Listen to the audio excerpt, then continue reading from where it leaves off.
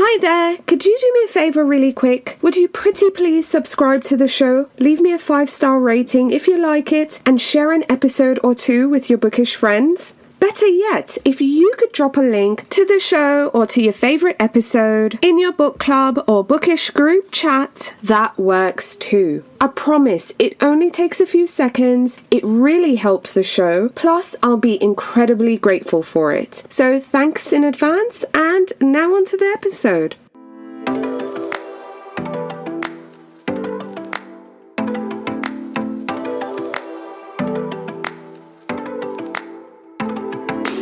Hello, I'm Victoria from BiblioLifestyle, and you're listening to the Reader's Couch podcast, the show that will help you bridge the gap between living a full and busy life to one where you're reading, learning new things, and having fun.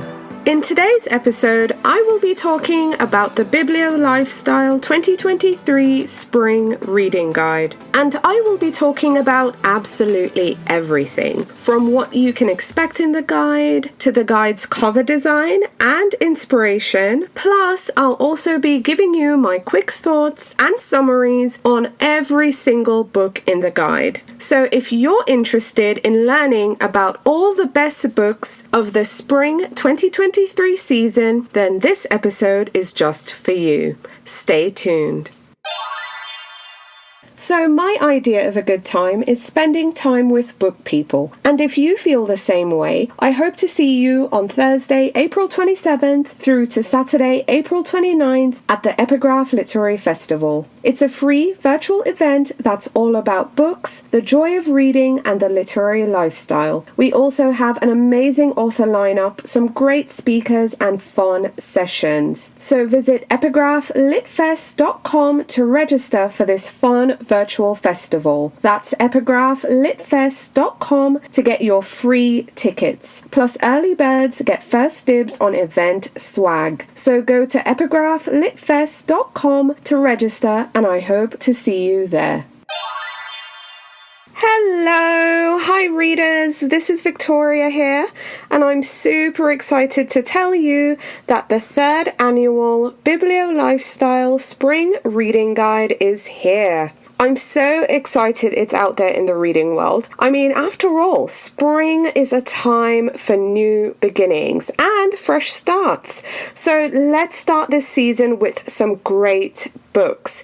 And whether you're looking for something to get lost in, if you're looking for a page turner to keep you up all night, or if you're looking for a thought-provoking read that will challenge you and stimulate your mind, this guide has something for everyone. So if you haven't already, visit springreadingguide.com to download your free copy of the 2023 Spring Reading Guide. So that's springreadingguide.com for your free copy of the 2023 Spring Reading Guide. Now, if you're new here and you're hearing about the Spring Reading Guide for the first time, well, first thing you should know is that I create a reading guide for each and every season. So there's a spring guide, there's going to be a summer guide, there's going to be a fall guide, there's going to be a winter guide.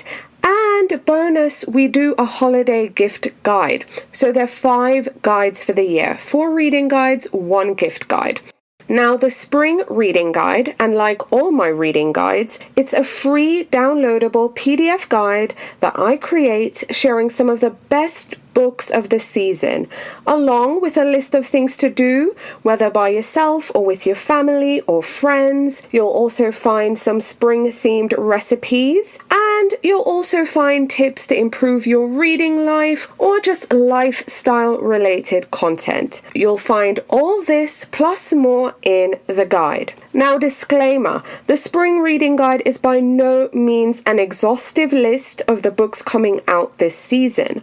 What I have done is selected my favorites from the books I've read, and trust me, I've read a ton. Some I did not finish. I did a DNF, good old-fashioned DNF, but for the ones that I've read, that I finished, and I absolutely loved, I put them all together in this guide, and I'm sharing them with you in hopes that you'll select a book or two from the guide to add to your very own reading list. Now, before we start talking about the books that you'll find in the guide, I want to talk about the cover. You guys, I love talking about the guide's cover. I love coming up with the concept, and I have an amazing creative partner in the guide, and that's a designer I work with. Her name is Lauren George, and she's illustrated the reading guide, and quite honestly, she's illustrated all my reading guide covers since I started with illustrated guide covers. So huge kudos, as always, for Lauren for working with me and just really bringing my vision to life. Another disclaimer is the fact that I don't come up with the guides covers all on my own. It's definitely a family effort, hands down, and everyone gets involved. It's something we'll talk about over dinner sometimes, watching television or they're playing video games. I'm like, okay guys, reading guide cover time again. It's spring, it's winter, it's whatever the season. What are we doing this year? So the theme we came up with was we wanted a city theme. It was very clear. My husband was like, we need a city theme. And we were all thinking, okay, what city are we going to choose? And we selected a city that I don't know very well. I have to be honest, I don't know very well. My husband, on the other hand, does. We visited all together as a family. We've done, family holidays. But this city is more of a city that I've passed through more than actually, stay. I've never really stayed for an extended period of time. So anyways, the city we selected, we were going for New York, and more specifically Central Park. We love Central Park in Manhattan. So the vibe we're going for is springtime at Central Park with reading, of course, because, it's a reading guide. So the design has a pathway at the park. Flowers are coming into full bloom. Trees have all their leaves back. They're park benches, they're the iconic lamppost, and the building that I wanted in the background was the El Dorado building. So that's kind of visible in the background. Don't quote me on this. I probably should have written it down before I came on the air. But I think that's Central Park West. New Yorkers, let me know. But yes, the El Dorado building is kind of visible. That's what's in the background. So if you Google El Dorado building view from Central Park, you might get a vibe, for folks who don't live in New York and have no idea what I'm talking about. But that's what I was going for. So folks on the bench reading, there's someone walking their dog reading, squirrels are running around, and even they too are reading. So let me know if you find the squirrel that's reading. But yeah, so that was kind of the vibe, And like I said, this isn't just from my brain, not from just Victoria. My husband chimes in, the boys chime in, and Lauren does an amazing job at bringing what's in my head and the boys' head and my husband's head to life. So I really love the guide cover, as always, and I hope you do too. So, again, send me an email. Let me know, do you love the guide's cover? Let me know what you think. Slide into my DMs on social. I really appreciate all the feedback. Genuinely, I do. So, yeah, but that's it for the guide's cover. Let's talk about the kinds of books that you can find in the guide. Now, the BiblioLifestyle 2023 Spring Reading Guide has 21 new books to read. They're organized across 7 categories. So, essentially that breaks down to 3 books per category. And, readers, if you want, you can just go straight to your favorite section if you prefer, because again, they're categorized. But we also have one category that's dedicated to the minimalist reader, because am I expecting you to read all 21 books? I mean, some readers can, but I recognize, that's not feasible for everyone. So what I've done with the minimalist reads list is these are the 6 titles I highly, highly recommend if you're only going to pick up a few reads this spring. So there are 7 categories, and one category is missing from the minimalist list. I've stuck with the 6 because these books were absolute standouts, but if you want to add a 7th, right, I can recommend that 7th book to you if it's of interest, but the minimalist list only has 6. So let's get into the guide.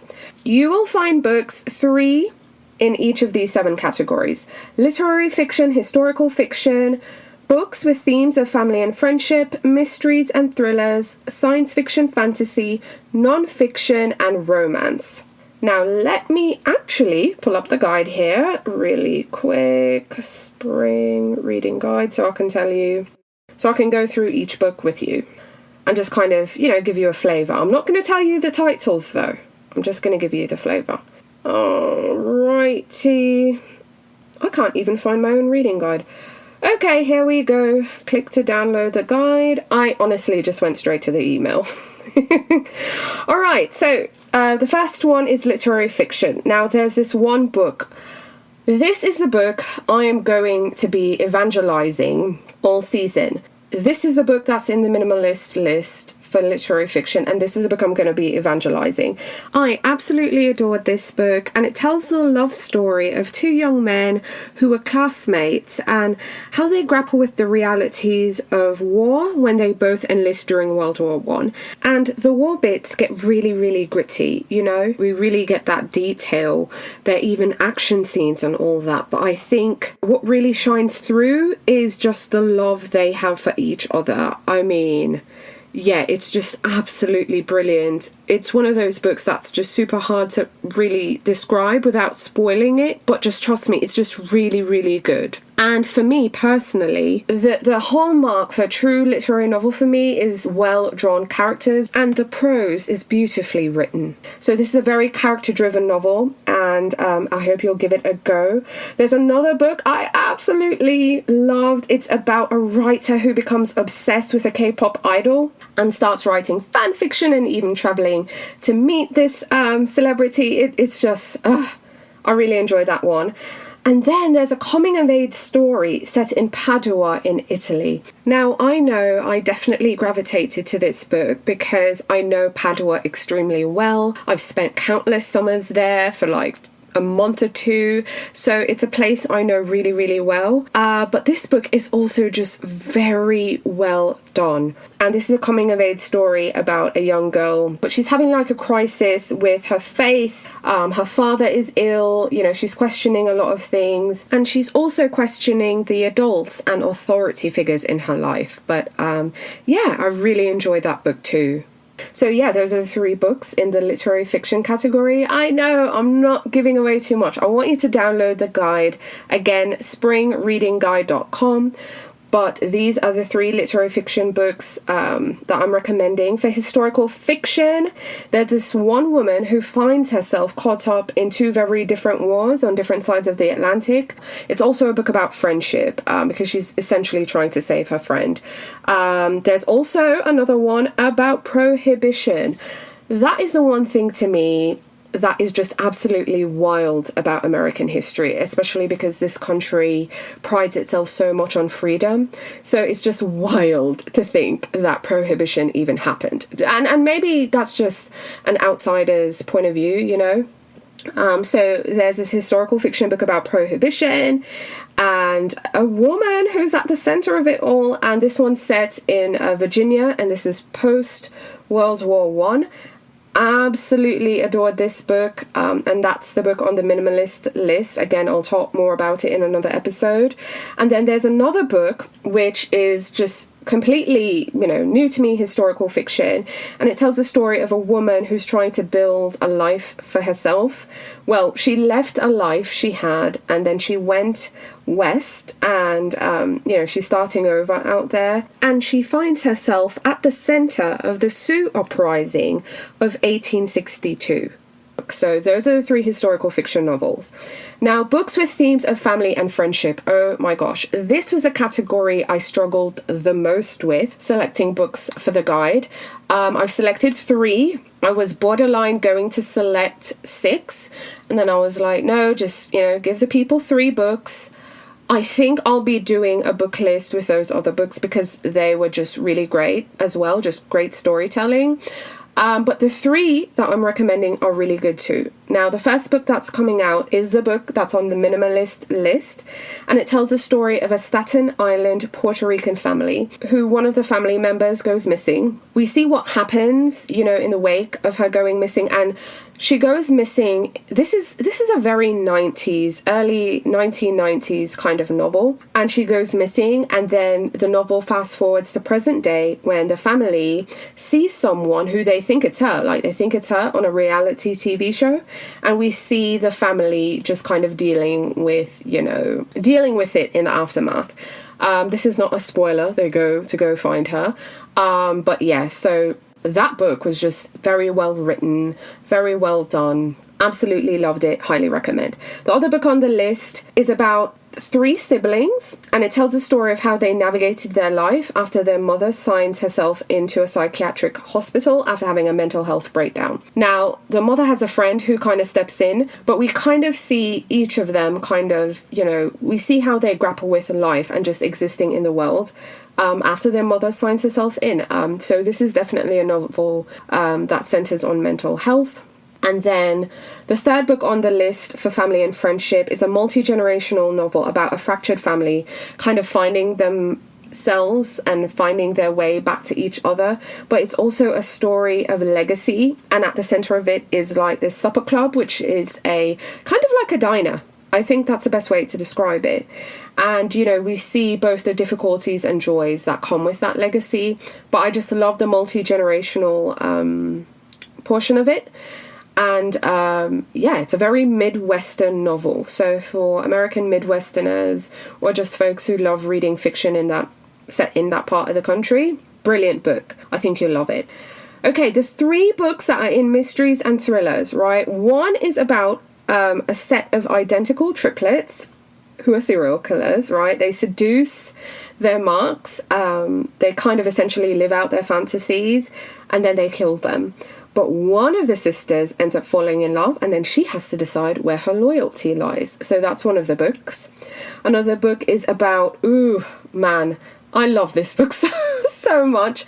And I'm realizing a trend with the thrillers I'm selecting too, because the thriller I selected for the winter reading guide, that's on that minimalist list, this book has a similar theme, and it's about a reader, right, who gives a book that they were reading a 1-star review. And the author sees it, writes them, she refuses to take the review down. And the author, who's a psychopath, loses it and just, goes off the edge, and all kinds of crazy things start to happen. Again, it's a thriller, so I can't say much more, but I hope you give this one a go. This is a minimalist list pick, which is what I'm saying. I'm realizing a trend with the books I'm selecting.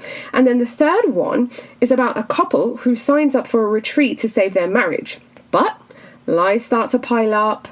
The program itself goes completely off course, and before you know it, they have to start protecting themselves because, everything just goes crazy. So those are the 3 mysteries and thrillers. We have 3 science fiction and fantasy books. One I absolutely adored.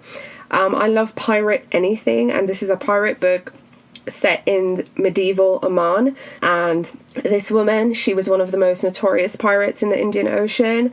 She kind of retired, so to say, when she had her daughter, but now she is forced to kind of go back to sea to protect said daughter. First, she was doing it to kind of secure her future, but then, she had to kind of see it through to protect her daughter. So there's that one.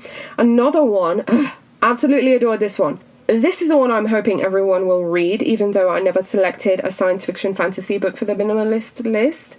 This one is really good. So Earth is on the verge of having an environmental collapse, right?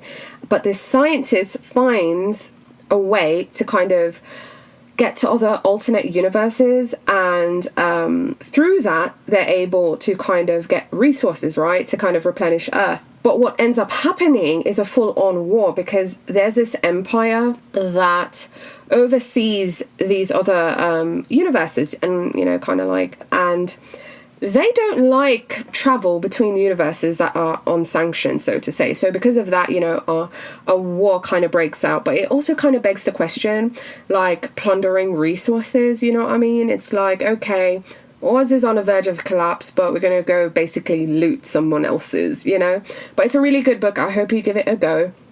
And then the other one is set in northern Canada in a near future settlement, right? Again, this is another climate change one. And, we see different climate change refugees kind of coming together. They're there for different purposes. One is there to spy. Another person is kind of running away from his super wealthy family. And what was the other one doing? I don't remember right now, but and I don't have my notes in front of me.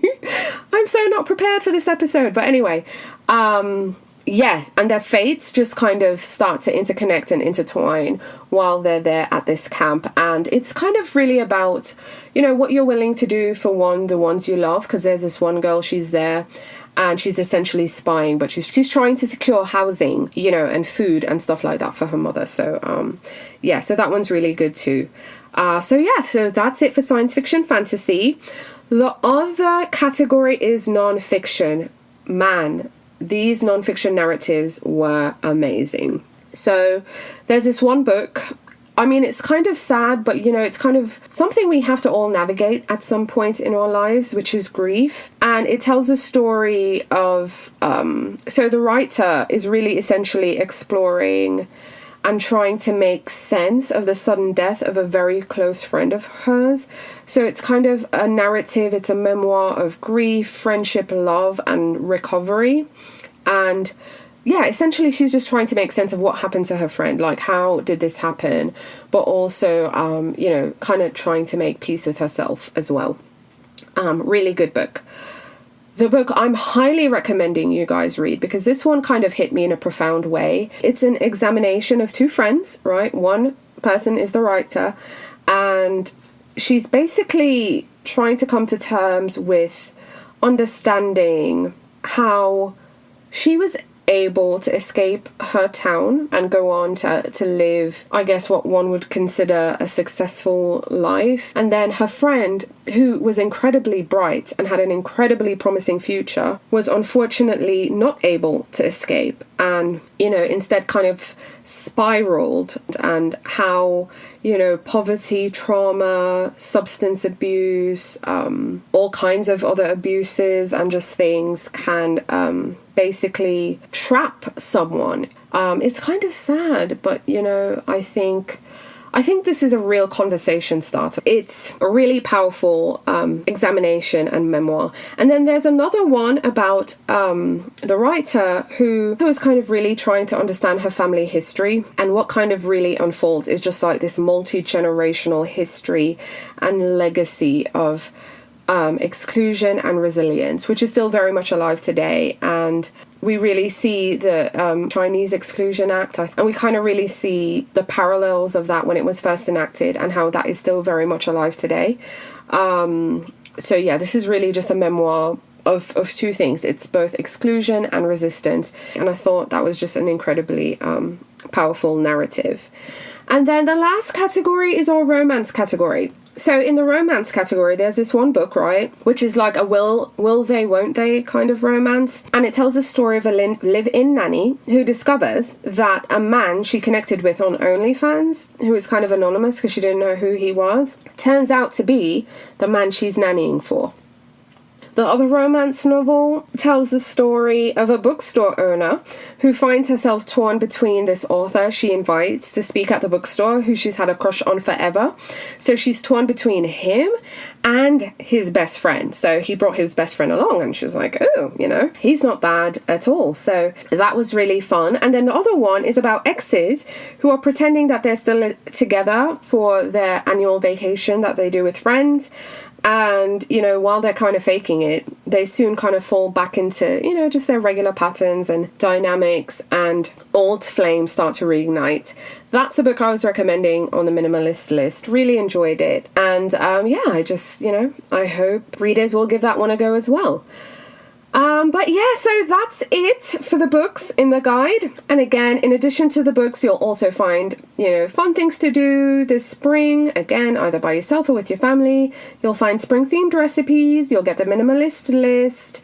And I'll be doing an episode, by the way, on the minimalist list. I'll also give you a list of books that they're similar to, so you can have a better idea of, kind of what these books are about, because I really didn't get into anything in this episode. But also, I want to let you know, reading is a personal experience, but also I recognize that we all approach books with different lived experiences.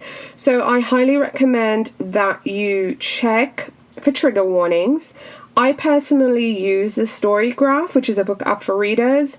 They do an excellent job at just, kind of providing trigger warnings ahead of time. If you want to email me as well, just feel free to send me an email, hello@BiblioLifestyle.com, and I'll do my best to advise you accordingly, because I know some of these books have heavy themes.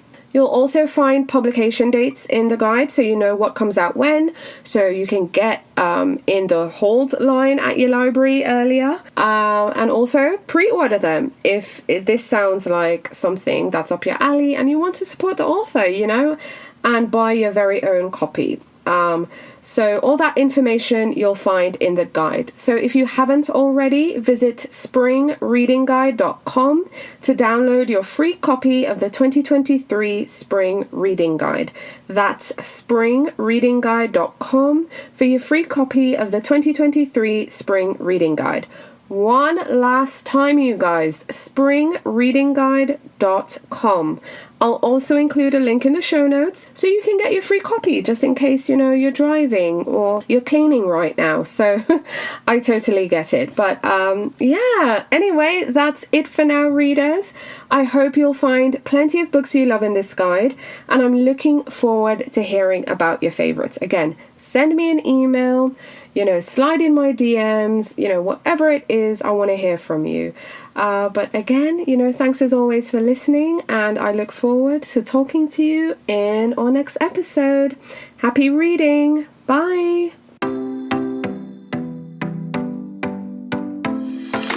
Thank you so much for listening to the Reader's Couch podcast. Please subscribe to the show, share it with a friend, and take a few seconds to leave a rating and review. Until next time, stay lounging, stay reading, and whenever you're in doubt, go straight to your local bookstore or library. Thanks again for listening, and happy reading.